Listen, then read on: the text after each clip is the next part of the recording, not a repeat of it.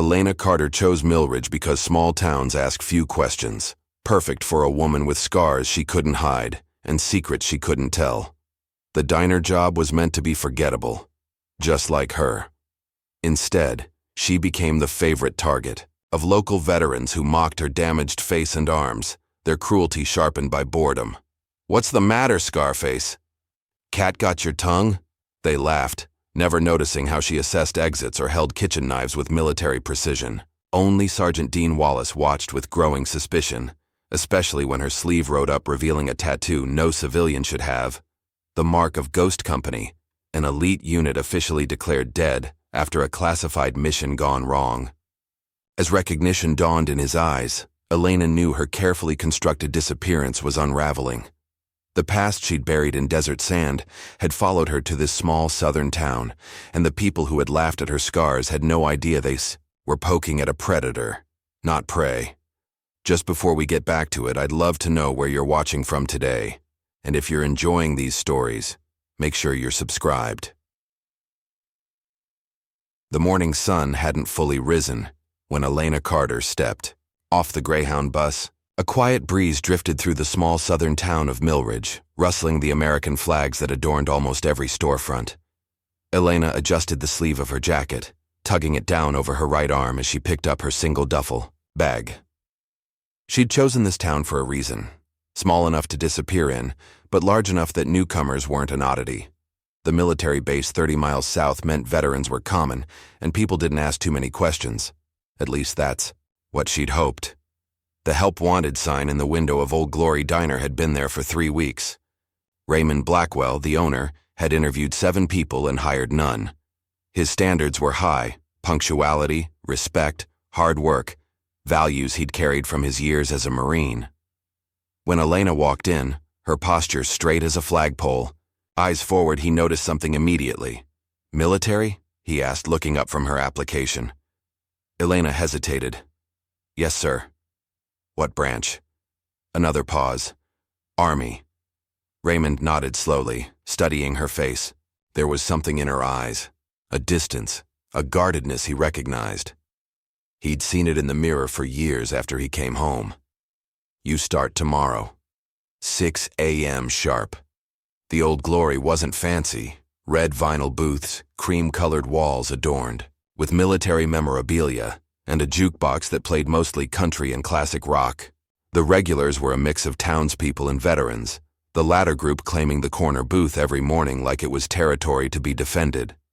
Elena's first day started with whispers. The long-sleeved uniform couldn't hide everything, especially the jagged scar that ran from her left jawline down her neck, disappearing beneath her collar.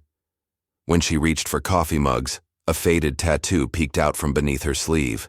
Just a glimpse of black ink, impossible to make out fully. "I'm Joanne," said an older waitress with bottle-blonde hair and heavy makeup. Her smile didn't reach her eyes. "Raymond says you're taking the morning shift with me." "Elena," she replied simply, tying her apron with practiced efficiency. "That's some scar you got there," Joanne said, not bothering to lower her voice. "Kitchen accident?" Elena simply shook her head and moved past her to the coffee station. "Not much of a talker, are you?" Joanne called after her. "That's fine. Customers prefer it when you smile anyway. Think you can manage that with that face?" From the kitchen, a young man with spiky hair and tattoo sleeves popped his head through the order window. "Joanne, leave the new girl alone. Not everyone wants to hear your life story on day one." He grinned at Elena. "I'm Tommy. I burn the toast and overcook the eggs. Welcome to paradise." By mid-morning, the veterans' corner was filled. 4 men in their 50s, trading stories over coffee that had been refilled so many times, it was practically transparent. And at the center, Sergeant Dean Wallace, tall, broad-shouldered, with a gray-flecked beard and eyes that seemed to catalog every person who entered. "New girl's got an interesting look," said Kyle, the youngest of the group. Barely 30, he'd served 1 tour and never let anyone forget it. "What do you think happened to her face?" Dean glanced at Elena as she efficiently worked the counter. "None of our business." "Maybe she got it in a fight," Kyle continued, ignoring Dean's dismissal. "Looks like someone tried to teach her a lesson. Or maybe she taught someone else one." Dean muttered. When Elena approached their table, Kyle leaned back, grinning up at her. Coffee, sweetheart. And tell me, those burns or knife marks? Seems like you've seen some trouble. Elena poured his coffee without responding, her face a neutral mask. Not talking, huh? What's the matter? Someone finally teach you to keep quiet? Kyle, Dean warned, his voice dropping an octave. Elena simply finished pouring and moved to the next customer. Only Dean noticed her hand, steady as a surgeon's despite Kyle's taunting. That night after closing, Raymond found Elena wiping down the booths alone. Joanne had left early, claiming a headache. The radio played softly in the background, and Raymond paused in the doorway when he heard Elena's voice. It was low, rhythmic, a cadence he hadn't heard in years. Up in the morning with the rising sun, gonna run all day till the running's done. She fell silent when she noticed him. Raymond pretended not to hear, giving her a brief nod before retreating to his office. But the familiar military cadence played in his mind long after. In the employee locker room, Joanne stood frozen, Elena's locker door slightly ajar. She'd come back for her forgotten purse, but curiosity had gotten the better of her. Between her fingers, she held a worn army patch, the emblem partially burned away, and a folded paper that looked official. Discharge papers? She couldn't read it all before hearing Raymond's footsteps approaching. The next morning, Elena served coffee to the veterans' table, moving with the same quiet efficiency. Kyle watched her with narrowed eyes. Scars like that mean baggage, he said loudly as she turned to leave. Wonder what kind of trouble follows you around, new girl. Elena paused. Then slowly, she turned back to him. For the first time, a faint smile crossed her lips. She reached for the coffee pot with her right arm, the sleeve riding up just enough to reveal part of her tattoo. Black ink in a distinctive pattern that made Dean Wallace freeze mid-sip. She poured Kyle's coffee without a word, then walked away, leaving a stunned silence in her wake. That night, Elena sat alone in her rented room above the hardware store. She opened a small leather notebook and wrote a single line. Day 217. They haven't found me yet. Her fingers traced the scar on her neck as memories flashed. Desert sand, the smell of burning fuel, a soldier screaming as she dragged him from a smoking Humvee. She closed her eyes, willing the images away, but they persisted as they always did. Outside her window, the small town of Millridge settled into evening routines. Porch lights coming on, dogs being walked, dinner tables being set. Normal lives, safe lives. Elena Carter watched and wondered if she'd ever know that peace again. In the privacy of her room, she finally rolled up her sleeve fully, revealing the tattoo in its entirety. A military unit emblem, but not one most soldiers would recognize. And beneath it, in small letters, Ghost Company, we die so others live. She closed the notebook and turned out the light, knowing tomorrow would bring more questions, more stares, more whispers. But she'd endured worse, much worse. The morning rush at Old Glory Diner had developed a rhythm Elena could anticipate. The construction workers at 5:30 a.m., town employees at 6:15, and the veterans precisely at 7:01. Dean Wallace always entered, first, as if securing the area before the others arrived. 3 weeks had passed since Elena started, and the whispers had mostly faded into background noise. Tommy had become friendly, asking no questions but offering small kindnesses. A fresh muffin set aside, taking difficult customers from her section. Joanne remained cool but professional, her suspicion evident in sideways glances. Elena was refilling Dean's coffee when it happened. She reached across to grab a fallen spoon, her sleeve riding up just enough. Dean's mug froze midway to his lips. "Where'd you get that ink?" His voice was low, controlled, but his eyes had widened slightly. Elena pulled her arm back, tugging her sleeve down. "Excuse me? That tattoo. Where'd you get it?" Dean's tone left no room for deflection. The other veterans at the table looked up, suddenly interested. Kyle leaned forward. "I got a lot of tattoos," Elena said flatly. "Most have stories I don't share." Turned and walked away, feeling Dean's eyes boring into her back. Something had shifted. She could sense it as clearly as an approaching storm. That night, Dean sat alone in his small house, a shoebox of old photographs spread across his kitchen table. His hands trembled slightly as he sorted through them. Desert landscapes, grinning soldiers, memorial services. His memory wasn't what it used to be, not since the IED that had scrambled his brain for 3 weeks in a German hospital. But he knew that tattoo. He'd seen it before. Looking for ghosts again, his ex-wife had called it, this obsessive cataloging of his past. Maybe she was right. But the ghosts never seemed to stay buried anyway. The next morning, Joanne cornered Tommy by the supply closet. "You know there's something off about that woman," she whispered. "I found military papers in her locker, discharge stuff." "You went through her locker?" Tommy looked disgusted. "Jesus, Joanne, that's low even for you. I'm telling you, she's not who she says she is. I've got a cousin who works at the VA. She says there's no record of an Elena Carter serving in the last 15 years. So what?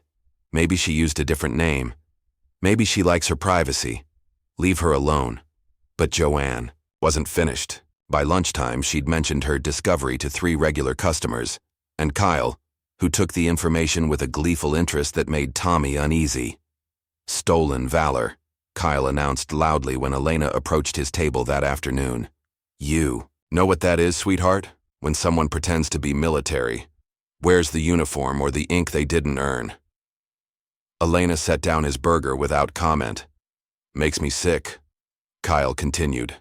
"People who pretend they served just to get respect or handouts." Dean, sitting across from him, set down his fork with a sharp click. "Enough, Kyle." "What? You sweet on her now?" Kyle laughed. "Come on, Dean. You saw that tattoo. No way she earned that." Dean's stare silenced him. It wasn't anger in his eyes. It was something colder. Kyle looked away first. Raymond had noticed the tension. From behind the counter, he watched the exchange, then followed Elena into the kitchen. "Everything okay out there?" he asked. "Fine," Elena replied, arranging slices of pie on plates. Raymond hesitated. "Listen, I don't pry into my employees' business, but if there's something I should know—" "There isn't." Elena's tone closed the door on the conversation. Later that afternoon, a customer Elena hadn't served before took a seat at the counter. Heavy-set, red-faced, already half-drunk at 3 in the afternoon. He watched her work for several minutes before calling out. "Hey, Scarface, I need some service here." The diner fell quiet. Elena approached him calmly. "What can I get you?" "What happened to you anyway? Your boyfriend get rough? Or maybe you're into that sort of thing." He grinned, revealing tobacco-stained teeth. Before Elena could respond, a chair scraped loudly. Dean Wallace stood, walked over, and placed himself directly behind the man. "You ever mock a Purple Heart vet again in front of me, you'll eat through a straw." The silence in the diner became absolute. The drunk man turned, taking in Dean's size and the dead seriousness in his eyes. He mumbled something unintelligible, threw a few dollars on the counter, and hurried out. Dean returned to his seat without looking at Elena, but the message had been sent. The remaining customers returned to their meals, conversation slowly resuming. After closing, Raymond found Elena counting her tips at the counter. "Dean doesn't speak up like that often," he said. Leaning against the register, Elena continued counting. "I didn't ask him to." "I know." Raymond paused. "I've seen tattoos like yours before." Elena's hands stilled. "Not exactly like it," he continued, "but close enough. Special operations, right? The kind they don't put in the regular announcements." Elena looked up at him finally. "I didn't come here to explain myself. I came to forget." Raymond nodded slowly. "Fair enough, but sometimes forgetting isn't an option, not in a town this size." When she returned to her room that night, Elena noticed something different.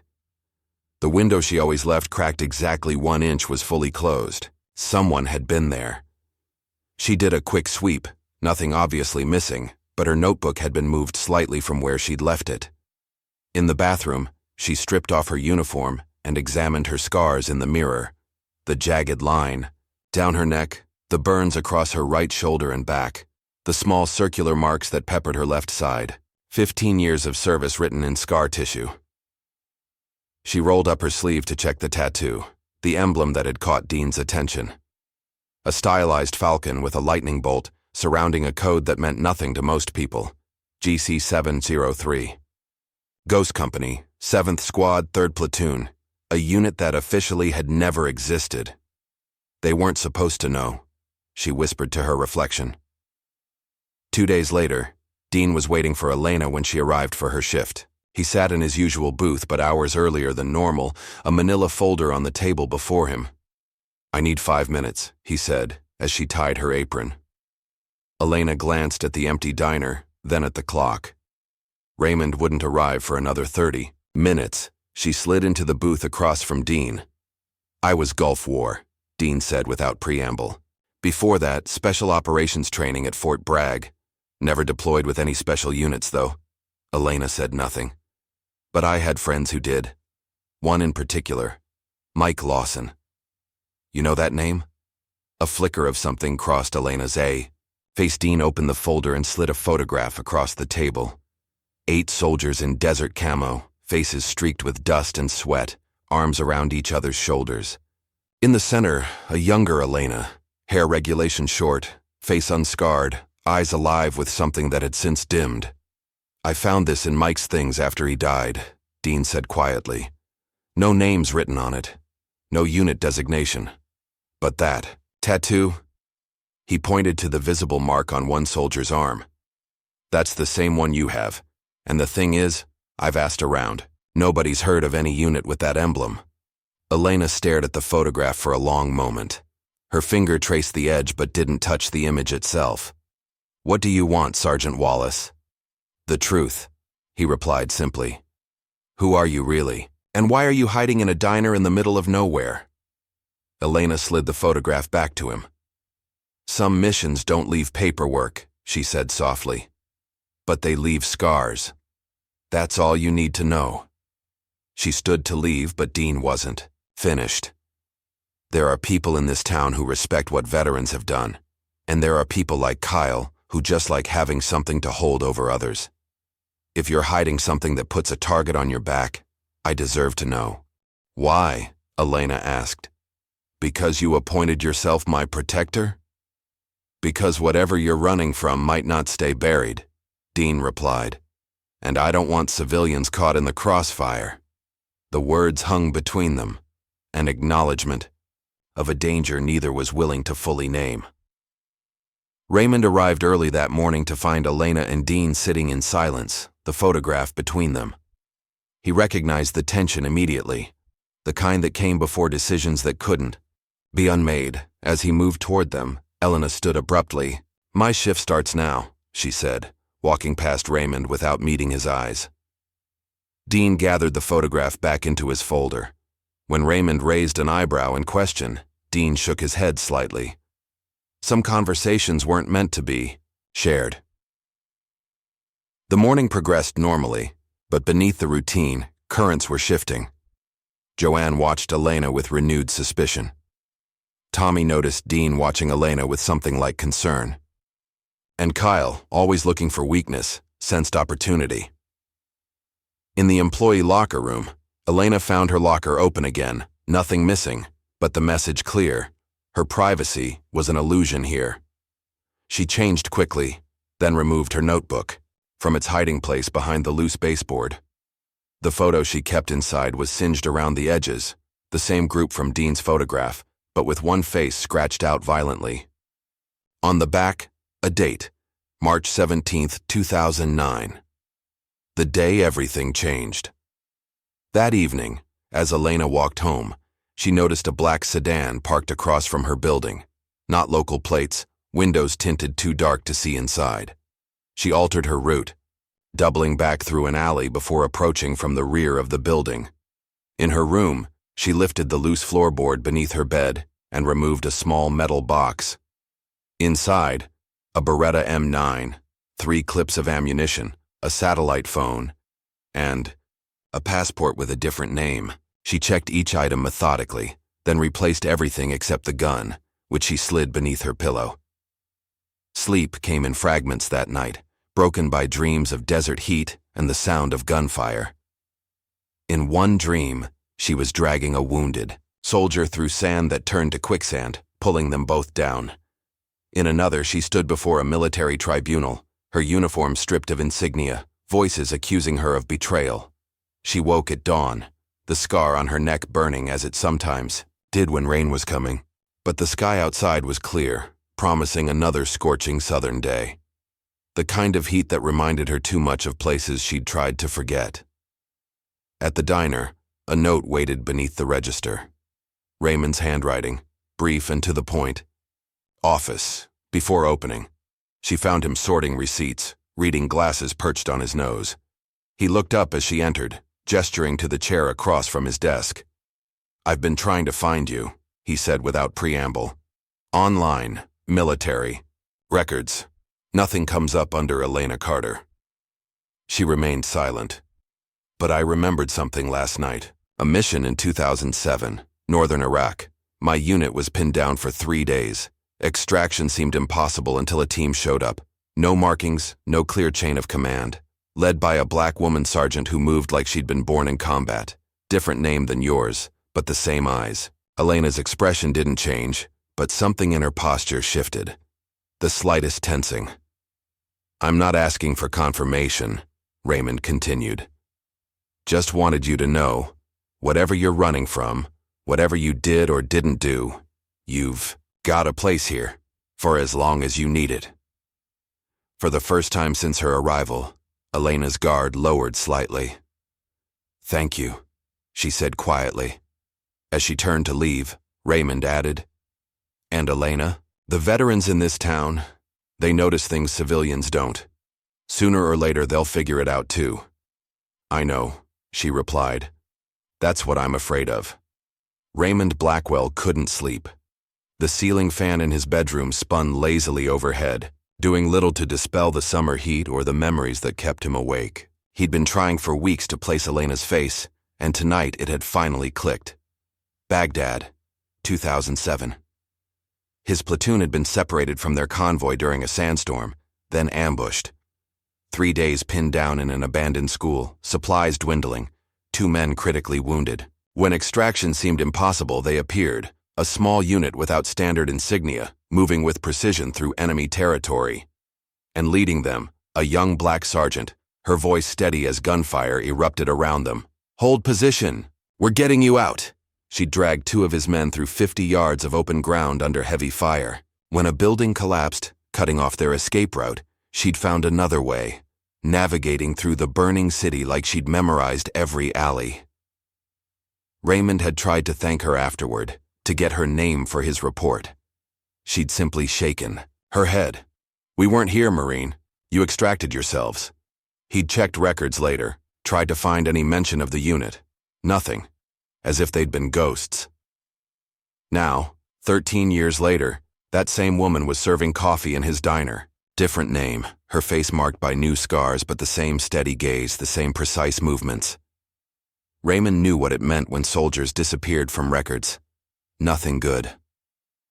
Morning light was breaking as he finally drifted off, the pieces of the puzzle still not quite fitting together. Across town, Dean Wallace was conducting his own investigation. The photograph had gnawed at him for days. He'd called in favors, contacted old military buddies, searched online archives. Finally, a name emerged, Ghost Company. His contact, a retired intelligence officer named Harris, had sounded nervous on the phone. "Where did you hear that name?" "Just came across it," Dean had lied. "Sounds like some special ops folklore." A long pause. They were real, officially designated Special Reconnaissance Unit 7, but Ghost Company was what they called themselves. Multi-branch special operations, primarily focused on high-risk extractions and intelligence gathering. Why haven't I heard of them? Because in 2009 they were officially disavowed. Mission went bad. Details classified beyond anything I had access to. After that, The unit was wiped from records. The survivors scattered. Survivors? Dean had pressed. How many died? Officially? All of them. The words echoed in Dean's mind as he drove to the diner the next morning. If Elena had been part of Ghost Company, she was officially dead, and someone wanted to keep it that way. At the same time, across town, Joanne Miller opened her front door to find her son waiting. Brian Miller had his mother's eyes and his father's temper. Discharged from the Army 2 years ago, he'd drifted between construction jobs and bar fights ever since. "Morning, Mom," he said, pushing past her into the house. "Got any coffee?" Joanne hurried after him. "Brian, what are you doing here? I thought you were in Atlanta." "Got bored." He rummaged through her refrigerator. "Besides, heard there might be someone interesting in town." Joanne froze. "What do you mean?" Brian turned, leaning against the counter. "Friend called. Said there's a woman working at Dad's old hangout, scarred up, military type. That ring any bells?" The hair on Joanne's neck stood up. "How would your friend know about her?" "Small world, Mom." He pulled out his phone, showing her a social media post, a blurry photo of Elena at the diner. "She's got a reputation in certain circles. Thought I'd come see for myself." Joanne studied her son's face, remembering the day military police had arrived at their door. The dishonorable discharge, Brian's insistence that he'd been set up, that a black female sergeant had falsified reports against him. "What did she do to you?" Joanne asked quietly. Brian's smile didn't reach his eyes. "Let's just say we have unfinished business." At the diner, the morning rush moved in its usual rhythm. Elena worked mechanically, her mind elsewhere. The black sedan had reappeared outside her apartment building. Twice now, she'd spotted men in suits watching the diner from across the street. They were getting closer. A crash from the kitchen broke her concentration. Tommy had dropped a stack of plates, cursing as he knelt to clean up the mess. Elena moved to help him. "Sorry," he muttered. "Butterfingers today." She knelt beside him, gathering ceramic shards. "It happens." Tommy glanced around, then lowered his voice. "My cousin was deployed in 2008, 75th Rangers. Said a unit extracted them after an ambush outside Fallujah. No markings, led by a female. Sergeant." He met her eyes directly. He remembered her because she carried him 2 miles with a shrapnel wound in her own leg. Never got to thank her. Elena's face remained impassive, but her hand stilled momentarily. "Why are you telling me this?" "Because he described her tattoo to me once, same as yours." Tommy gathered another handful of broken ceramic. "Don't worry, I won't say anything." Before Elena could respond, the bell above the door chimed. Dean Wallace entered, earlier than usual, his expression grim. Behind him walked Kyle, looking smug. Elena returned to the counter, feeling the weight of their attention. Something had changed. Kyle knew something, or thought he did. "The usual?" she asked as they sat at their regular booth. Dean nodded, not meeting her eyes. Kyle leaned back, arms spread across the booth. "Actually, I'll have whatever our hero recommends," he said, the word hero dripping with sarcasm. "Since she's so experienced." Elena ignored the bait. "Coffee and toast coming up." As she walked away, she caught Raymond watching the exchange. From his office doorway, concern etched in his features. The day progressed with mounting tension. Kyle made increasingly pointed comments about fake soldiers and war stories.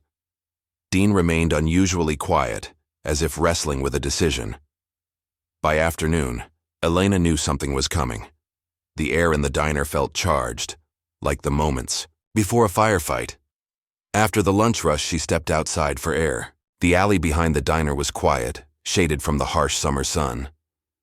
She leaned against the brick wall, eyes closed, calculating options. It was time to move on. This town had been a mistake. Finally alone. The voice startled her. Kyle stood at the alley entrance, blocking her path back to the diner. "Your shift's not over," Elena said evenly. "Neither is yours." He stepped closer. "But I think it's time we had a chat about who you really are." "I'm nobody," Elena replied. Just a waitress. Kyle laughed. That's not what my buddy says. He showed me your picture. Said you were the bitch who got him kicked out of the army. Elena stilled. Your buddy? Brian Miller, Joanne's son. Ring any bells? Kyle's smile turned cruel. Said you falsified reports? Got him discharged for something he didn't do? Memory flashed. A frightened Afghan girl. A soldier with Joanne's eyes dragging her into a storage tent. Elena's intervention. The court-martial that followed. Your friend lied, Elena said quietly. To you. To the military tribunal. To himself. Kyle advanced suddenly, backing her against the wall. You know what happens to liars in this town? His hand shot out, grabbing her scarred wrist. Elena moved, without thinking. Muscle memory from years of combat training. In one fluid motion she twisted free, swept his legs, and pinned him face first against the ground, his arm locked behind him at a painful angle. Try it again, she whispered in his ear, and you'll need a cane. She released him and stepped back. Kyle scrambled to his feet, face flushed with humiliation and rage. You're dead, he spat. You hear me? I'm going to make sure everyone knows what you really are. He stormed off, leaving Elena alone in the alley, the familiar coldness of combat settling over her. It was definitely time to leave. Inside, she found Raymond waiting by the employee lockers. Everything okay? He asked, though his expression suggested he already knew the answer. Fine, Elena replied automatically. Raymond sighed. I saw Kyle follow you out, and I know that look. You're planning to leave. Elena said nothing. Before you decide, Raymond continued, there's something you should know. I've been making calls about Ghost Company. Elena's head snapped up. And about a mission in 2009. That went wrong. Very wrong. He met her gaze steadily. I heard you were the only one who came back. The words hung in the air between them, an acknowledgement of a shared burden. Raymond knew the weight of being the sole survivor, the questions that never faded. Why me? What could I have done differently? They sent us in blind, Elena said finally, her voice barely audible. The intel was wrong. We were supposed to extract a political prisoner. Turned out he was working with the very people we were fighting against. She paused. My commanding officer realized it too late. He ordered us to complete the mission anyway. I refused. And they buried it, Raymond finished. Made you disappear along with the truth. Elena nodded once. You're more than what they see? Raymond said quietly. And you've got a place here for as long as you want it. He handed her a folded paper. Her schedule. Upgraded to more hours. The pay rate doubled. A peace offering. A reason to stay. That evening after her shift, Elena walked through the diner's dining room, collecting salt shakers for refilling. The place was nearly empty. Just Dean at his usual booth, nursing a coffee gone cold. Sergeant, he acknowledged. As she passed, Elena paused. I'm not a sergeant anymore. Once a soldier, always a soldier. Dean gestured to the seat across from him. Got a minute? She hesitated, then slid into the booth. I made a mistake, Dean said, his voice low. In 2009, I was working security contracts.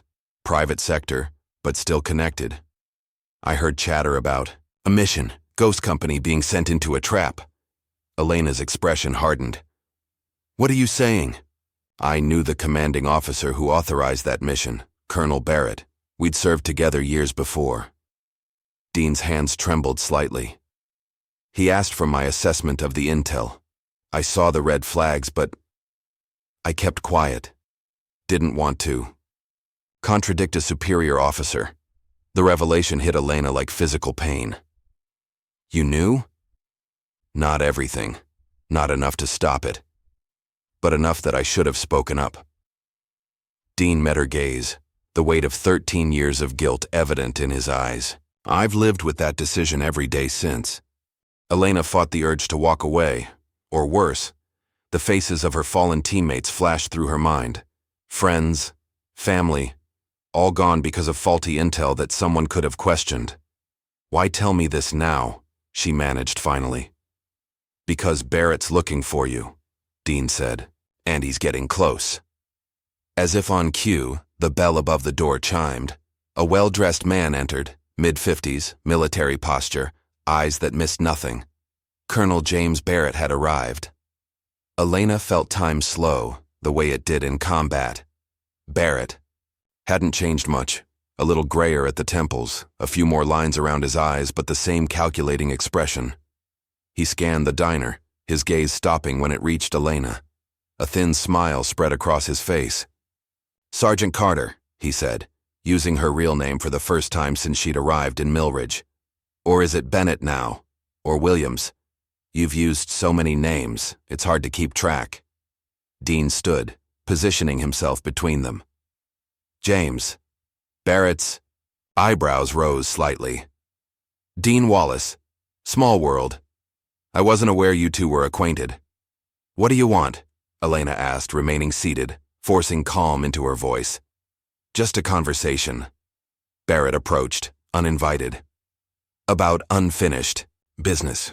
Raymond emerged from the kitchen, alerted by the tension. "We're closed," he announced. Barrett ignored him, focus fixed on Elena. "You have something that belongs to us, Sergeant. Intelligence that was never meant to see the light of day." "I don't have anything," Elena replied evenly. "No?" Barrett smiled again. "Then you won't mind coming with me to confirm that. For national security, of course." Raymond stepped forward. "She's not going anywhere with you." Barrett finally acknowledged him with a dismissive glance. "This is military business, civilian. I suggest you stay out of it." "My diner, my rules," Raymond replied. "And I don't recall inviting you in." The standoff stretched, the air charged with potential violence. Finally, Barrett nodded, his smile never reaching his eyes. "Another time, then." He placed a business card on the table. "When you're ready to talk, Sergeant." He left as suddenly as he'd arrived, the bell chiming cheerfully in his wake. Elena stared at the card, her hand unconsciously touching the scar on her neck. The past had found her, just as she'd always known it would. That night, Elena checked the diner thoroughly before leaving, a habit born from years of watching for threats. Her vigilance was rewarded when she found it, a small electronic device hidden inside a napkin dispenser. A listening bug, military grade. She crushed it beneath her heel, then texted Dean. "They're looking for me again." Walking home, the weight of a knife concealed in her sleeve offered little comfort. The black SUV following at a distance was no longer being subtle. Barrett was done waiting. The next morning dawned with an unnatural quiet. Elena arrived at the diner early, checking every corner for additional surveillance. Finding none, she began prep work in the kitchen, the familiar routine a temporary distraction from the approaching storm. Tommy arrived next, unusually subdued. "There's a guy in a suit outside," he reported. "Been there since I walked up." Elena nodded, unsurprised. "More will come." "What's going on?" Tommy asked. "For real?" Before she could answer, or more likely deflect, the front door opened. Colonel Barrett entered, followed by two men in civilian clothes with military bearing. Raymond emerged from the office, positioned himself behind the counter, one hand beneath where Elena knew he kept an old service pistol. "Elena Carter," Barrett announced formally, "I need you to come with us." The diner was empty, save for them. Too early for customers. Elena dried her hands slowly on a dish towel. "On what authority?" Barrett produced an official-looking document. "Military intelligence. You're AWOL with classified information that poses a threat to national security." Elena approached, examined the paper without touching it. "This says I'm accused of stealing classified intelligence. That's not what happened, and you know it." "What I know," Barrett replied coldly, "is that you disobeyed direct orders, compromised a high-priority mission, and disappeared with sensitive information. That makes you a traitor." "That mission was dirty," Elena said, her voice steady despite the adrenaline coursing through her. "I buried the truth for their protection." She gestured toward his men. "But if they want a war, I've still got my uniform." Barrett's expression hardened. "You have no idea what you're interfering with. There are bigger things at stake than your conscience. The door chimed again. Dean Wallace entered, taking in the scene with a veteran's practiced assessment. "What's going on here, Barrett?" he demanded. Barrett turned, irritation flickering across his features. "This doesn't concern you, Wallace. Military business." "In a civilian establishment," Dean countered. "Let me see that warrant." As the men argued, Joanne slipped in through the back entrance. She froze momentarily at the tension-filled scene, then moved purposefully to her locker. When she emerged, she held a wrinkled paper, Elena's discharge form. "Colonel," she interrupted, approaching Barrett. "If she's trouble, I want her gone from here." She handed him the paper. "Found this in her things weeks ago." Barrett smiled as he examined the document. "Thank you, ma'am. Very helpful." The betrayal stung Elena less than it might have. She'd expected it from Joanne, whose loyalty to her son outweighed any workplace courtesy. Barrett pocketed the discharge paper and nodded to his men. "Sergeant Carter, you're coming with us. Now." "She's not going anywhere." Dean stepped between them. Barrett sighed with theatrical patience. "Wallace, you're interfering with a national security matter. Step aside or face charges yourself." "What national security?" Dean demanded. "The mission was 13 years ago. You were there too, weren't you, Sergeant?" Barrett's voice dropped. "You saw the intel. You knew what we were really doing." Dean's face paled slightly. "I saw enough to know it was wrong." The standoff might have continued, but the diner's front door burst open. Kyle and 3 friends entered, purposeful and angry. "There she is," Kyle announced. "The fraud." The situation deteriorated rapidly. Barrett's men moved to detain Elena. Dean interceded physically. Kyle and his friends, misreading the situation as their chance for revenge, joined the fray. In the chaos, Barrett produced handcuffs, snapping one around Elena's wrist before she could react. Then everything changed. Dean's fist connected with Barrett's jaw, a clean, practiced strike. Barrett stumbled back, shocked. His men reached for concealed weapons. Kyle and his friends, suddenly realizing they'd walked into something far beyond their understanding, retreated toward the door. Elena seized the moment. With one fluid motion, she twisted the handcuff, using Barrett's momentary disorientation to flip him onto a table. Glass shattered. Coffee spilled. The diner erupted into pandemonium. "Go!" Dean shouted to Elena. "I'll hold them."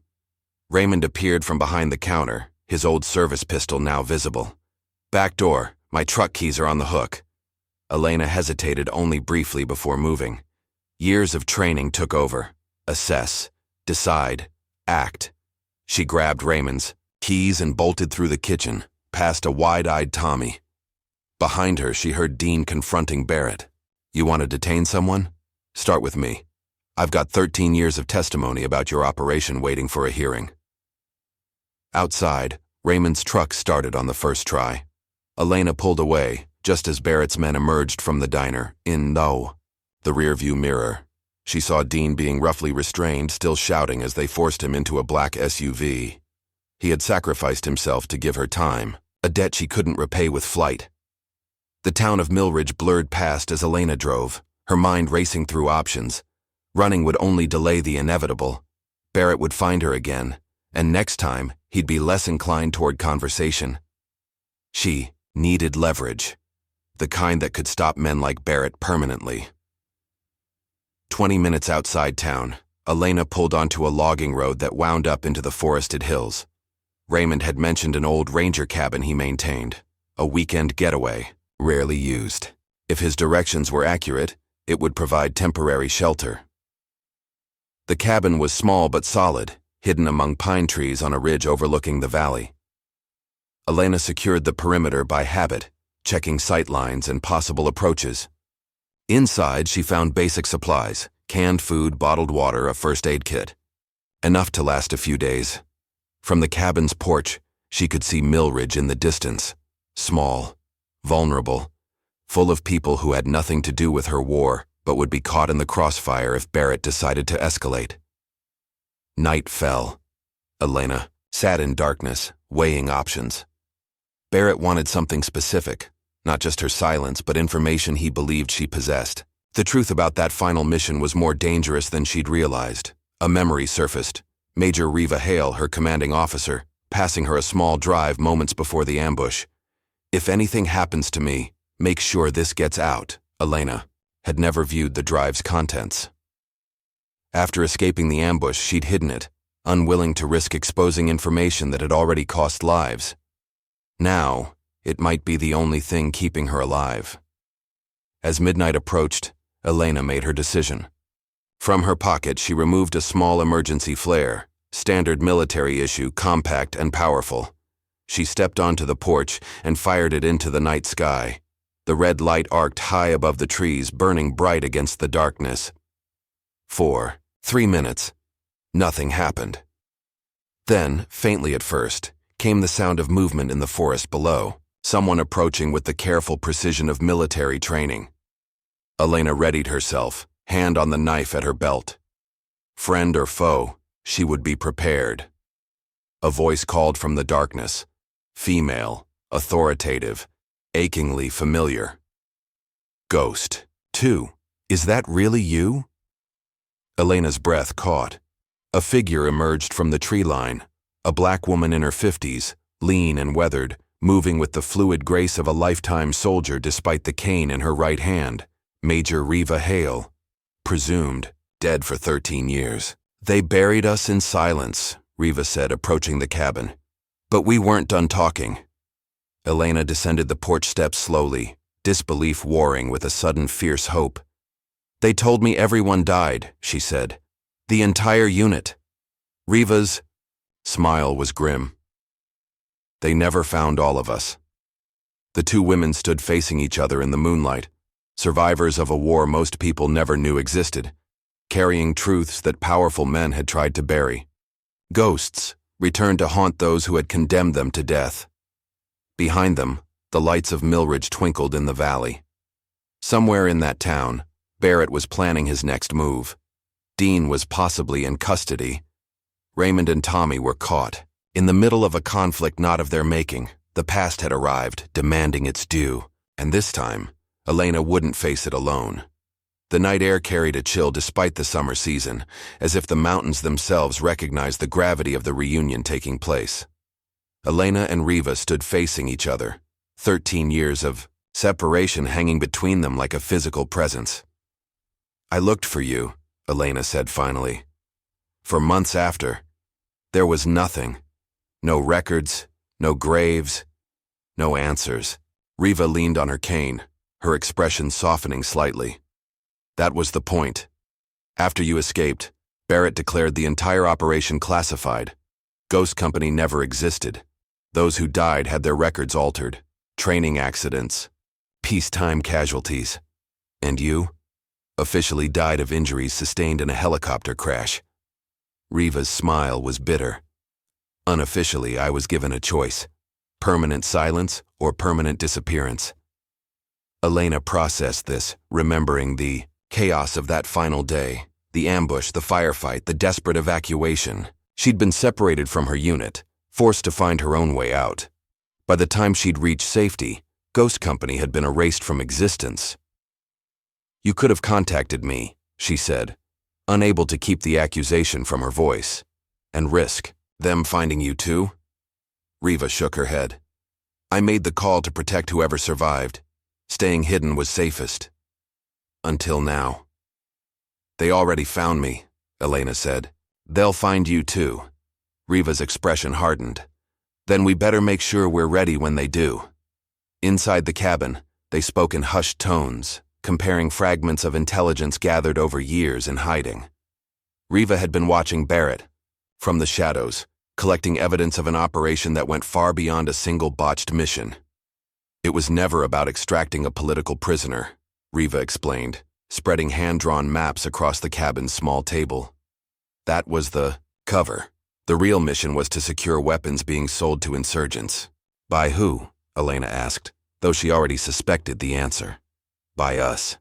Riva's voice was flat. "Or rather by a private contractor with ties to Barrett's command. They were running weapons through official channels, making millions. Our mission would have exposed the operation." The pieces clicked into place, why a routine extraction had turned into an ambush, why an entire special operations unit had been disavowed, why Barrett was still hunting survivors 13 years later. They sacrificed Ghost Company to protect a weapons deal, Elena said, the full weight of the betrayal settling over her anew. And they're still operating, Riva added. Different names, different regions, same game. Barrett's been promoted. Twice since then. He's protected. Elena thought of Dean, possibly in custody now because of her, of Raymond Tommy, the diner. Collateral damage in a war they never signed up for. Not anymore, she said firmly. It ends here. Riva studied her former lieutenant, noting the determination that even years of hiding couldn't diminish. You always were the conscience of Ghost Company, she said softly, even when it cost you. Dawn was breaking when they finished strategizing. Elena stepped onto the porch, watching the town of Millridge come alive in the distance. Somewhere down there, Barrett was hunting her, but now, for the first time in years, she was hunting him back. Back in town, the aftermath of the diner confrontation had rippled through the community. Dean Wallace sat in the county sheriff's office, refusing to answer questions without a lawyer present. The sheriff, a former Navy man named Harwood, was clearly uncomfortable with the military personnel demanding Dean's cooperation. "This is my jurisdiction," he reminded Barrett. "You want to detain one of my citizens? You go through proper channels." Barrett's smile never reached his eyes. "This is a matter of national security, Sheriff. Proper channels have been established." "Not in my county, they haven't," Sheriff Harwood replied. "Not until I see federal warrants signed by a judge I recognize." The standoff might have continued, but Kyle Anderson pushed his way into the office, his earlier bravado replaced by visible agitation. "What the hell is going on?" he demanded. "You said that woman was a fraud, stealing valor. You didn't say anything about military police and classified operations." Barrett regarded Kyle with thinly veiled contempt. "This doesn't concern you, civilian." "Like hell it doesn't," Kyle shot back. "You used me to get to her, made me think I was doing some patriotic duty, exposing a fake." "She is a fake," Barrett said smoothly. "Everything she's told you is a lie. She abandoned her unit, left soldiers to die." Dean looked up sharply. "That's not what happened, and you know it." Barrett turned to him. "Careful, Wallace. You weren't there." "I was." "I saw the reports," Dean countered. "The real ones, before you had them altered." The tension in the room shifted. Sheriff Harwood's attention focused on Barrett with new suspicion. "Altered reports?" he echoed. "That's a serious accusation." Barrett straightened his jacket. "This conversation is over. Wallace comes with us. National Security Directive." He handed the sheriff a document bearing official seals. "Your cooperation is appreciated, but not required." Outside the sheriff's office, Kyle stood alone, wrestling with conflicting narratives. The woman he'd mocked and harassed for weeks. Was she a hero or a traitor? Barrett's words didn't align with what he'd witnessed in the diner, the way Dean and Raymond had defended her. Impulsively, he headed toward the woods where he'd seen Elena escape. Whatever the truth was, he needed to hear it from her. Meanwhile, at the Old Glory Diner, Raymond had closed for the day. The mess from the confrontation remained: shattered mugs, overturned chairs, a testament to violence erupting in a place meant for community. Tommy helped with cleanup, uncharacteristically serious. What happens now? Raymond picked up a broken plate, adding it to a growing pile. Depends on Elena, and on what Barrett does next. "She's in real trouble, isn't she?" Tommy asked. "Like, not just military trouble, but the kind people disappear over." Raymond considered his response carefully.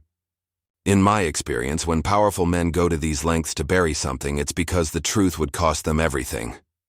The bell above the door chimed. Joanne entered, her usual confidence notably absent. She surveyed the damage before meeting Raymond's gaze. "Is she really a fugitive?" she asked quietly. "No," Raymond replied. "She's a soldier who refused an illegal order, one that would have cost innocent lives." Joanne hesitated. "Brian told me she falsified reports against him, got him discharged for something he didn't do." "And you believed him without question?" Raymond observed, no judgment in his tone. Because he's your son. Yes. Joanne's voice wavered. But I got a call this morning from a woman who served with him. She told me what really happened. What Brian did to that Afghan girl. Tears welled in her eyes. Elena stopped him, reported him. As she should have. Raymond nodded slowly. People show their true character in moments of choice. Elena made hers, now we make ours. Outside the diner, the small town of Millridge was dividing into factions. Some residents viewed Elena as a dangerous outsider bringing trouble. Others, particularly veterans who had witnessed Dean's defense of her, saw a soldier being persecuted by her own government. Barrett, meanwhile, had set up an operations center in the town's small business hotel. Maps covered the walls, communications equipment hummed, and armed men in civilian clothes moved with military precision. Wallace isn't talking, one reported, and the sheriff's being uncooperative. Barrett barely looked up from his laptop. Wallace is irrelevant. Focus on finding Carter. She has the drive. What drive, sir? Barrett fixed the man with a cold stare. That's need to know. And you don't. The man nodded, chastened. Yes, sir. We've got teams searching the forest where she was last seen. Thermal imaging from our drone shows 2 heat signatures at a cabin 5 miles up. Barrett smiled thinly. Well done. Prepare for extraction. Full tactical gear. Authorized use of force. In the forest, Kyle had been hiking for hours, lost and increasingly worried. The woods were thicker than he'd anticipated, the trails less clear. As afternoon faded toward evening, he realized he was thoroughly lost. A sound caught his attention. Movement in the underbrush ahead. He froze, suddenly aware of how vulnerable he was. Elena emerged from between the trees, weapon drawn. Upon seeing Kyle, her expression shifted from alertness to irritation. What are you doing out here? She demanded. Kyle raised his hands instinctively. Looking for you. I need to know the truth. About what? About everything. About you, about Barrett, about what's really going on. Kyle's usual arrogance had vanished. Barrett said you abandoned your unit. Dean says you saved lives by disobeying orders. I don't know what to believe anymore. Elena studied him for a long moment, weighing options. Come with me, she said finally. But one wrong move, and I'll leave you tied to a tree for the bears. Or, the cabin. Riva was preparing defenses, improvised alarms around the perimeter, escape routes marked, weapons positioned strategically. Who's this? She asked sharply as Elena returned with Kyle. Kyle Anderson, local veteran, came looking for answers. Elena pushed him toward a chair. Sit. Kyle obeyed, intimidated by Riva's commanding presence. You're with her unit? I was her commanding officer, Riva replied. Major Riva Hale, Ghost Company. Recognition dawned on Kyle's face. Wait, Ghost Company, the unit from that classified operation in Syria? At their surprised expressions, he added, I had a buddy in intelligence. He mentioned it once, said it was the biggest cover-up he'd ever seen. Riva and Elena exchanged glances. What exactly did your friend say? Riva asked carefully. Not much, just that a special ops team got wiped out because someone high up needed them gone. Kyle looked between them. He said there were no survivors. That's what they wanted everyone to believe, Elena said. Makes it easier to hunt us if the world thinks we're already dead. A beeping sound interrupted them. One of Riva's perimeter alarms. She moved to the window, scanning the tree line with practiced precision. Movement. Multiple targets approaching from the south ridge. Elena joined, her spotting the tactical team making its way through the forest. Barrett found us. Then we go with Plan B, Riva said, retrieving a backpack from beneath a floorboard. Split up, predetermined rendezvous. Elena nodded, gathering essentials rapidly. Kyle watched in confusion. What's happening? What should I do? Riva regarded him coldly. You brought them to us. No, I swear I didn't. Your phone, Elena interrupted. Did you bring your phone? Kyle pulled it from his pocket. Yeah, but Riva snatched it, examining the device. They're tracking him. Military-grade spyware. She crushed the phone under her boot. They've been following him since he left town. Elena's mind raced through options. We need a diversion. The tactical plan formed quickly. Kyle, despite his initial protests, agreed to help. His role was simple: create a distraction to the east while Elena and Riva escaped west. A risky strategy, but the only one with a chance of success. "Why are you helping us?" Elena asked as Kyle prepared to leave. He hesitated. "Because Dean stood up for you, and because Barrett used me. I don't like being used." The raid began at dawn.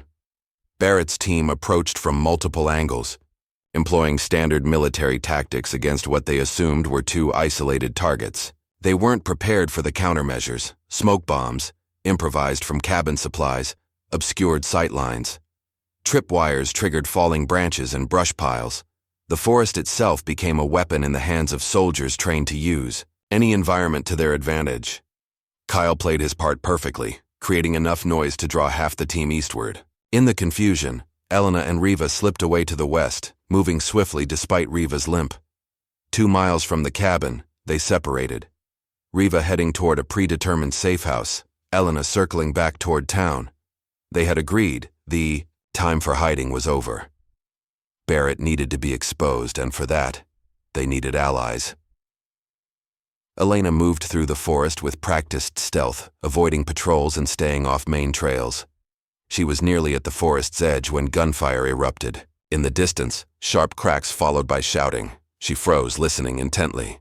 The gunfire wasn't from the direction Kyle had gone, but from Riva's escape route. Against all tactical sense, Elena turned back, moving rapidly toward the sound.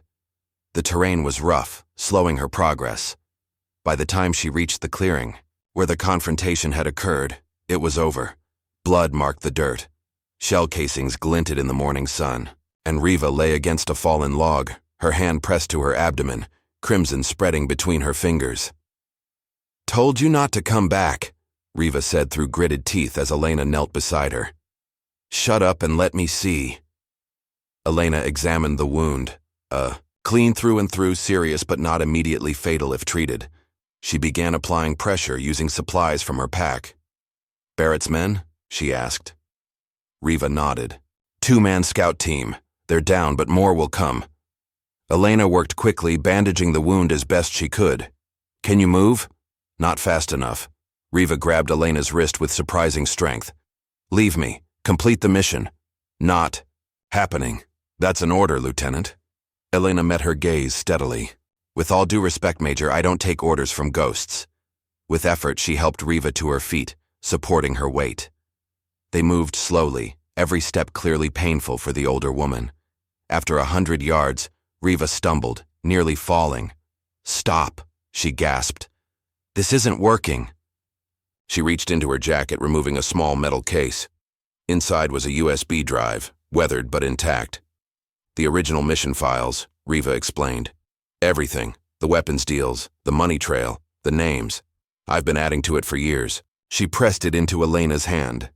"Don't let me die for nothing. Finish this." Elena closed her fingers around the drive. 13 years of truth contained in a device smaller than her thumb. "We finish it together."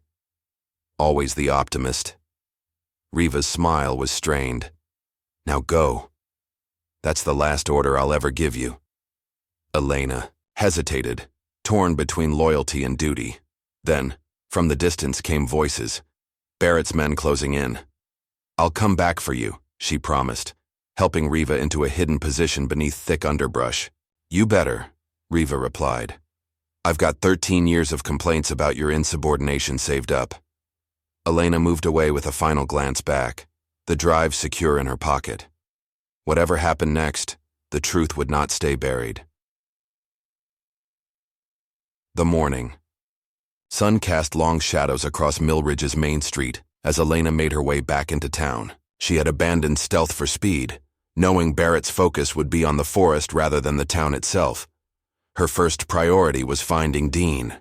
If Barrett had him in custody, official or otherwise, time was limited. She needed allies, information, and a plan. The sheriff's office seemed the logical starting point, but approaching it directly was too risky. Instead, Elena circled behind the adjacent buildings, using service alleys to avoid the main roads. As she passed behind the diner, a figure emerged from the back door. Tommy froze when he saw her, then quickly waved her inside. "Everyone's looking for you," he said, closing the door behind them. "Barrett's got men all over town." "Where's Dean?" Elena asked. "Sheriff's office at first, but they moved him. Some kind of temporary detention at the hotel where Barrett's set up." Tommy lowered his voice. "Raymond's trying to get to him through legal channels, but they're stonewalling." Elena nodded, processing the information. "I need your help." "Whatever you need," Tommy replied without hesitation. "My cousin told me what your unit did in Fallujah. I owe you." "I need a distraction. Something to draw Barrett's men to one side of town while I approach from the other." Tommy grinned. "I can do one better. Give me 20 minutes. While Tommy set his plan in motion, Elena used the diner's landline to make a call, a number she'd memorized years ago but never used. 3 rings, then a gruff voice answered. "Sullivan." "It's Bennett," Elena said, using her real surname for the first time in years. "I need the favor you owe me." The voice on the other end was silent for a moment. "Thought you were dead." "Not yet, but I need help staying that way." Another pause. "What do you need?" "Pressure. High level. On Colonel James Barrett, current assignment. Millridge County. That's a big ask. He's running weapons through military channels, has been for years, I have proof." The silence stretched longer this time. "Upload the proof to a secure server. I'll make calls." Elena glanced at the drive in her hand. "I need time to access the data. Can you slow him down until then?" 12 hours. That's all I can guarantee." "It's enough. Thank you." "Don't thank me yet." The line went dead. Outside, the sound of sirens filled the air. Tommy's distraction was underway, a reported gas leak at the town hall, requiring evacuation of the area around the hotel where Barrett had established his base. Elena slipped out the back door, moving confidently toward the now less guarded hotel. The drive felt heavy in her pocket. 13 years of secrets, lives lost, and a conspiracy that reached into the highest levels of military command. She was halfway across the back parking lot when a vehicle screeched to a halt beside her. The passenger door flew open, revealing Kyle behind the wheel. "Get in," he urged. "Barrett's men spotted Tommy. They know it's a diversion." Elena hesitated only briefly before sliding into the car. Kyle accelerated away, taking back roads out of town. "Why are you helping me?" Elena asked. Kyle kept his eyes on the road. "I got separated from Barrett's men during the raid. Overheard them talking about eliminating all witnesses, including me." His knuckles whitened on the steering wheel. "Figured that meant I picked the wrong side." "Where are we going?" "East Road, toward the highway. Then wherever you need." Elena considered her options. The drive contained the evidence, but she needed equipment to access and upload it, and time Barrett wouldn't give her. "The county library," she decided. "It's outside Barrett's search zone and has computer access." Kyle nodded, turning onto a rural road that would circle around to the library without passing through town center. "Dean stood up for you," he said, after a few minutes of silence. "Got himself arrested protecting someone he barely knows. That means something." "It does," Elena agreed. "Barrett said you abandoned your unit, left them to die." Kyle glanced at her. "But that's not what happened, is it?" "No." Elena looked out the window at the passing countryside. "We were sent to extract a prisoner, supposedly a political dissident with valuable intelligence.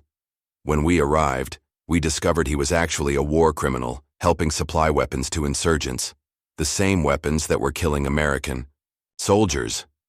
"And you refused to extract him," Kyle guessed. Elena nodded.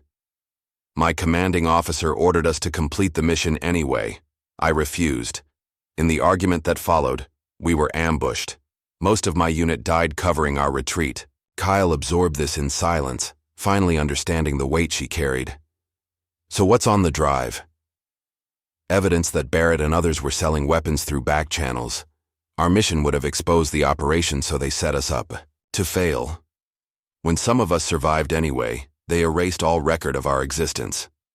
The library was quiet when they arrived, only a handful of patrons browsing the stacks. Elena moved quickly to a computer in the back corner, inserting the drive with practiced care. The files were encrypted, but Riva had included the decryption key in a separate text file. Elena worked methodically, copying the most damning evidence. To prepare for upload, someone's coming, Kyle warned, positioned as lookout near the entrance. Elena glanced up to see a black SUV pulling into the parking lot. Two men in suits emerged, scanning the area with the alertness of trained operatives. Barrett's men, she confirmed. How did they find us? Library cameras, Kyle realized. They're scanning feeds from public buildings. Elena worked faster, uploading files to the secure server Sullivan had provided. The progress bar moved with agonizing slowness. 56%, 63%, 71%. They're coming in, Kyle reported, moving away from the window. What's the plan? Elena eyed the fire exit to their right. Keep uploading. I'll lead them away. Before Kyle could protest, she was moving, deliberately visible as she passed the front desk. Barrett's men spotted her immediately, changing direction. To pursue. Elena led them through the non-fiction section, down a service corridor, and out a side door. The chase continued across the library grounds and into a residential neighborhood beyond. She was faster, more agile, but they had numbers and vehicles. Eventually, they cornered her in a construction site at the edge of town, half-built homes and stacks of materials offering temporary cover, but no real escape. Barrett himself arrived minutes later, stepping from a black SUV with the confidence of a man who believed he'd won. "It's over, Sergeant," he called, his voice echoing among the unfinished structures. "There's nowhere left to run." Elena emerged from behind a stack of lumber, hands visible. "You're right, I'm done running." Barrett smiled thinly. "Where is the drive?" "Safe, and its contents already uploaded." The smile vanished. "You're bluffing." "Am I?" Elena met his gaze steadily. "In about an hour, your superiors will receive detailed evidence of your weapons operation. The names, the dates, the money trail. Everything." Barrett's composure slipped just slightly. "Who would believe you over me? You're a disgraced soldier, officially dead for 13 years. They'll believe the evidence. And they'll believe Major Hale, whose testimony is included in those files." "Hale is dead," Barrett snapped. "Like me?" Elena's smile was cold. "Ghosts can be surprisingly talkative when they want to be." Barrett signaled to his men, who moved, to flank Elena. "Search her. Find the drive." "It's not on me," Elena said calmly, "and your time is running out." As Barrett's men closed in, a new sound cut through the air. Police sirens approaching rapidly. Moments later, Sheriff Harwood's cruiser pulled up, followed by two deputy vehicles. "This is a military operation, Sheriff," Barrett called clearly, irritated by the interruption. Harwood stepped out, hand resting casually on his sidearm. "Actually, it's not. Just got word from the Pentagon. Your operation has been officially suspended pending investigation." Barrett's face darkened. "That's impossible. Tell that to General Sullivan, who signed the order." Harwood produced an official document. "All personnel under your command are to stand down immediately." Elena fought to keep her expression neutral. Sullivan had come through, faster than expected. Barrett's world was collapsing around him. His men hesitated, looking to him for direction but clearly unwilling to defy a direct Pentagon order. "This isn't over," he said to Elena, his voice low and dangerous. "You're right," she agreed. "It's just beginning." As Barrett was escorted to the sheriff's cruiser, Elena noticed movement behind the gathered vehicles. Dean Wallace approached, accompanied by Raymond and Tommy. "You okay?" Dean asked, examining her for injuries. "I am now," she replied. "How? Did you get released?" "Pentagon order," Raymond explained.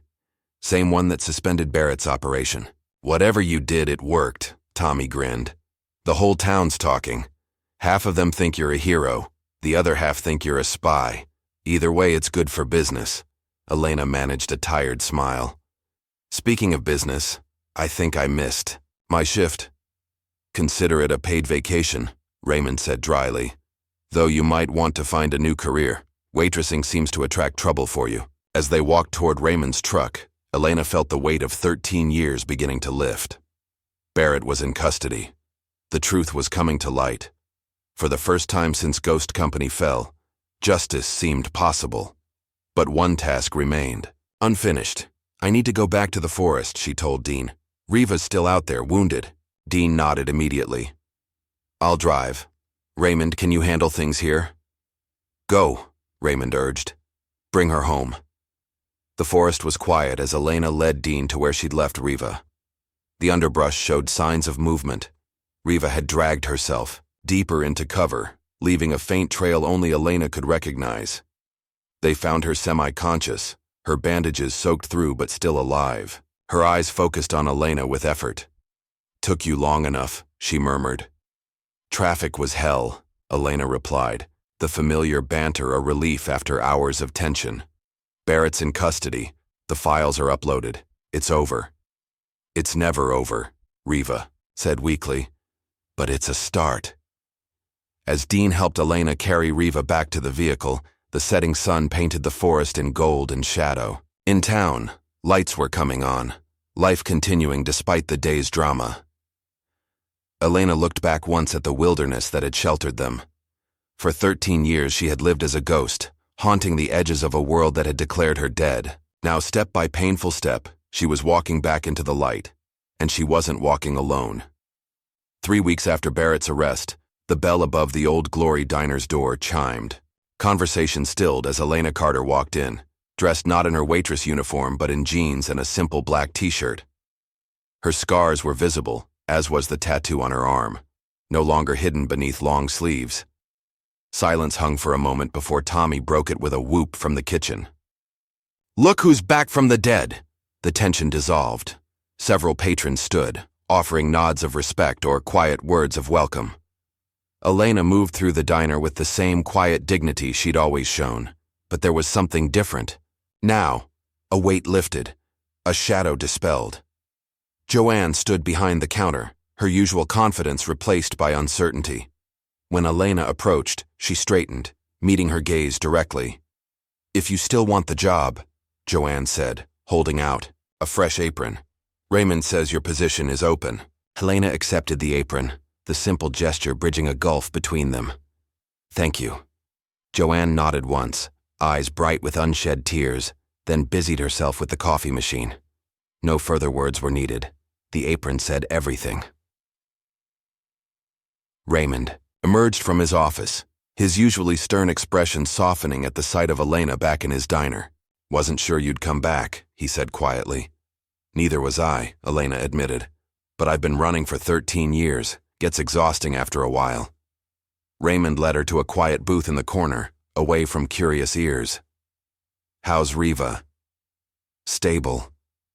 Doctors say she'll walk again, but the recovery will be slow. Elena sipped the coffee Joanne had silently placed before her. She's at the VA hospital in Atlanta. Better security there. And Barrett? Military custody. The evidence was too substantial to ignore even for people who wanted to. Elena's expression hardened briefly. But men like Barrett have friends in high places. The investigation will be thorough but controlled. Raymond nodded, understanding the political realities at play. And you? What happens to Elena Carter now? She considered the question, one she'd been asking herself since the truth had emerged. That depends on what you have in mind for this place. Raymond raised an eyebrow. What do you mean? I saw how many veterans come through here. How many are struggling like I was, like Dean was? Elena leaned forward. This could be more than just a diner, Raymond. It could be a shelter, a place for veterans to find their footing again. Raymond was silent for a long moment, considering. I've thought about it before. Never had the right person to help run it, though. Now you do, Elena said simply. The idea took shape over the following days. Raymond owned the building next to the diner, a former hardware store vacant for years. With some renovation, it could provide temporary housing for veterans.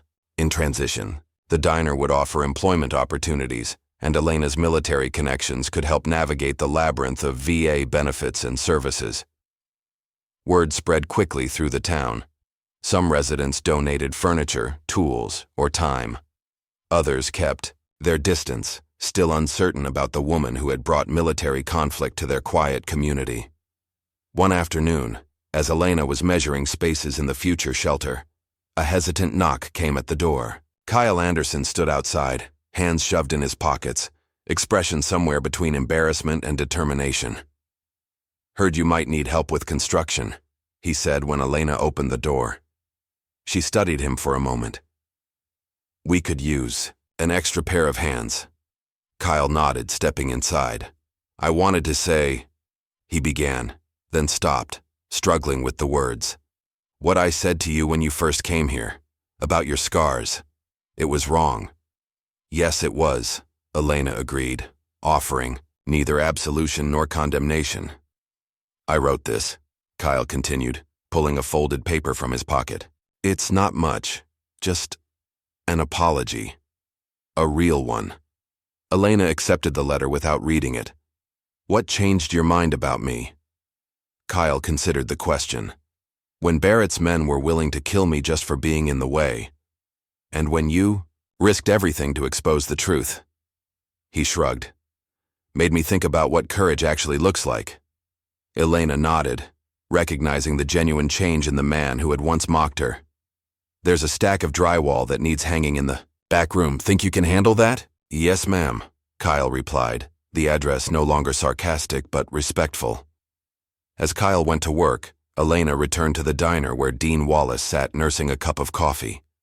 Since his release, he'd been a regular presence, helping with the shelter, preparations, and offering quiet counsel drawn from his own years of struggle after service. "Kyle signing up for the renovation crew?" he asked as Elena slid into the booth across from him. "Seems like it." She studied Dean's face, noting the new ease in his expression. "How are you sleeping?" Dean shrugged. "Better some nights. The nightmares don't go away, but they're quieter, I guess." "That's something." "It is." Dean hesitated, then added, "I've been offered a position, VA Outreach Coordinator for veterans with PTSD. Elena raised an eyebrow. "Sounds like a good fit." "Maybe." Dean traced the rim of his coffee cup. "They want me to work out of a regional office, though. Would mean leaving Millridge." "But you're not going to take it," Elena guessed. Dean shook his head. "This shelter of yours, it's more hands-on, more real. Those bureaucratic positions, they're just not for me." Before Elena could respond, the door burst open. Tommy rushed in, his face flushed with excitement and relief. "They dropped the charges," he announced, waving a document. "All that BS about aiding a fugitive. Gone." After Barrett's arrest, Tommy had been briefly detained for his role in helping Elena. Though released on bail, the charges had remained pending, a sword hanging over his head. "That's great news," Elena said, genuinely pleased for the young cook who had shown such loyalty. "Celebrations on me," Raymond declared, emerging from the kitchen with a freshly baked pie. "Tommy's special, apple cinnamon with too much cinnamon." "Hey," Tommy protested, "it's the perfect amount of cinnamon. You just have weak taste buds." The small celebration extended into the evening, the diner's usual closing time coming and going unnoticed. These moments of normalcy had become precious. To Elena, simple human connections without the weight of secrets or danger. Later that week, Elena made the drive to Atlanta to visit Riva at the VA hospital. She found her former commander sitting in a wheelchair by the window, her military posture undiminished despite her injuries. "They're saying I'll need this chair for at least 3 months, Riva said by way of greeting, patting the wheelchair's arm. "And physical therapy for a year after that." "You'll do it in half the time," Elena replied, knowing Riva's determination. "Damn right I will." Riva wheeled herself around to face Elena fully. You were always the spine of Ghost Company. You know, holding us upright when missions went sideways. Elena shook her head. You were its heart. You kept us alive. We kept each other alive, Riva corrected. And now, we're doing it again. They spoke for hours, about the past they'd shared, the years apart, the uncertain future ahead. Riva had been approached about testifying before a closed congressional committee, her existence a shock to officials who had believed Ghost Company completely eliminated. They want to contain it, Riva explained. Limit the exposure to a few bad apples like Barrett. And the weapons deals? Elena asked. The contractors who profited?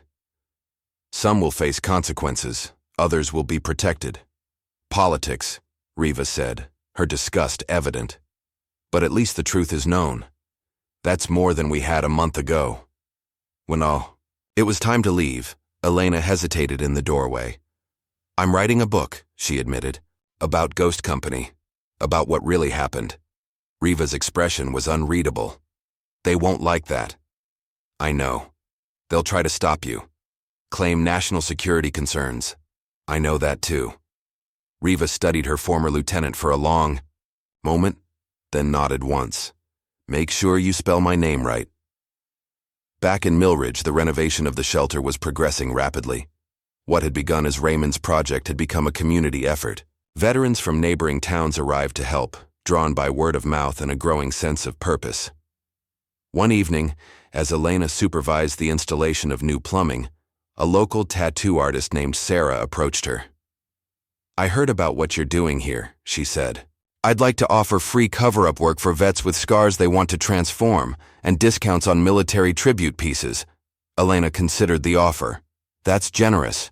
It's personal, Sarah admitted.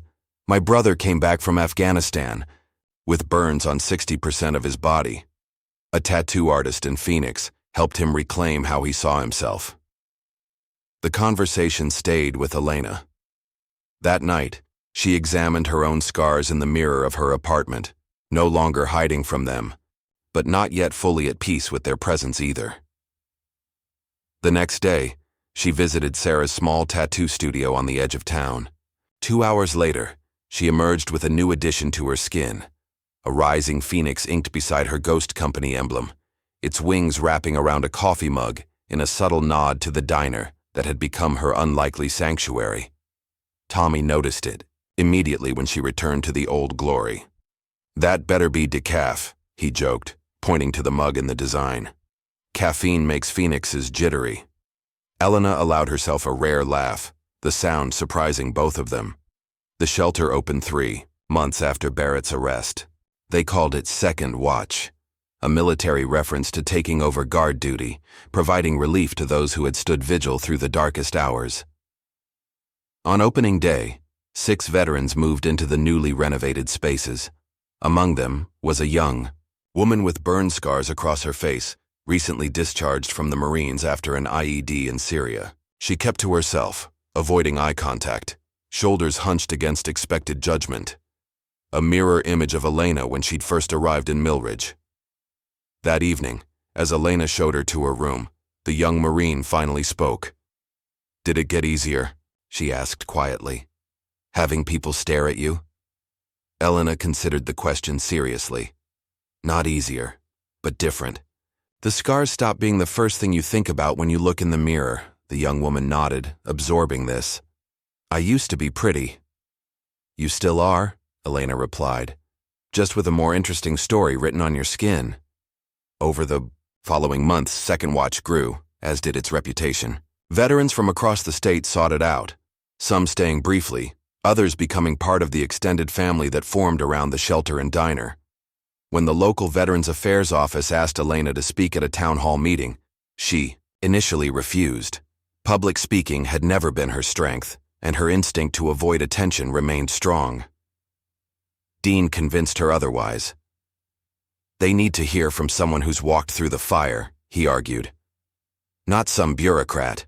With statistics, reluctantly, Elena agreed. Standing before the gathered veterans and community members, she found herself speaking not about war or betrayal, but about survival. Sometimes the battlefield is just being believed, she told them. Having someone look at your scars, visible or invisible, and see strength instead of damage. Her words resonated beyond the small town hall. Local news covered the speech, then regional outlets. Veterans organizations reached out, asking Elena to share her story at other events. She declined most invitations, preferring to focus on the tangible work of the shelter. But her message spread nonetheless, carried by those who had heard it firsthand. One crisp autumn morning, Elena and Riva, now walking with a cane but free of the wheelchair, drove to the woods where they had hidden months earlier. They carried a small box containing the dog tags of their fallen Ghost Company teammates, collected by Riva over years of quiet investigation. The burial was simple, without ceremony or words. Just two survivors honoring those who had not made it home, in a quiet forest clearing far from the battlefields where they had fallen. As they walked back to the car, Riva paused. "I'm writing a book too," she said. "Called it Ghosts Don't Die." Elena raised an eyebrow. "Catchy title." "I want you to write the foreword," Riva continued. "Tell your part of the story." Elena hesitated, then nodded. "I'll write it. But I already know the last line." "What's that?" "We served in silence so others could speak." Riva smiled, approving. "Damn right we did." Winter settled over Millridge, snow dusting the town in a pristine white that seemed to mute the harshness of the world. The holiday season brought increased business to the diner and a wave of donations to the shelter, evidence of the community's growing acceptance of what Elena and Raymond had built. On a quiet December morning, Elena found an official letter in her mailbox. The congressional seal caught her eye immediately, as did the signature of the Armed Services Committee chairperson. Inside was an invitation. Elena and the other surviving members of Ghost Company were to be posthumously awarded the Distinguished Service Cross, their existence finally acknowledged by the country they had served. "Posthumously," Elena said later, showing the letter to Raymond. "They still can't quite admit we're alive." Raymond chuckled. "Bureaucracy moves slower than a wounded turtle. At least they're recognizing what you did." The ceremony was scheduled for February in Washington. Elena approached it with mixed emotions, pride in her unit's recognition, wariness of the political theater involved, concern about public exposure after years in hiding. Riva shared her ambivalence. "They'll try to control the narrative," she warned during one of their weekly phone calls. "Make it about heroism and sacrifice, not about the cover-up." "Let them try," Elena replied. "We know the truth. And now others do too." January brought a new development. A national news program requested an interview with Elena about Ghost Company and the shelter she'd helped establish. After much consideration and consultation with Riva, she agreed, with specific conditions about what questions could be asked. The interview was conducted at the diner, with Raymond and Dean nearby for moral support. The reporter, a veteran herself, approached the story with unexpected sensitivity. "Why did you stay quiet for so long?" she asked as the cameras rolled. Elena met her gaze directly. "Because I was told silence was safer than justice. I was wrong." The segment aired the following week, bringing a flood of attention to Millridge. Veterans arrived seeking help.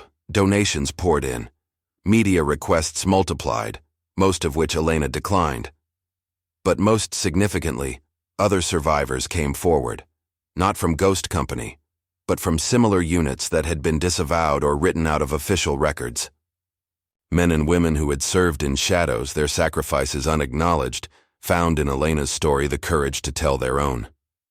The military establishment responded with predictable damage control, acknowledging some claims, disputing others, emphasizing the necessity of classified operations while promising greater accountability. Through it all, Elena maintained her focus on the shelter and its residents.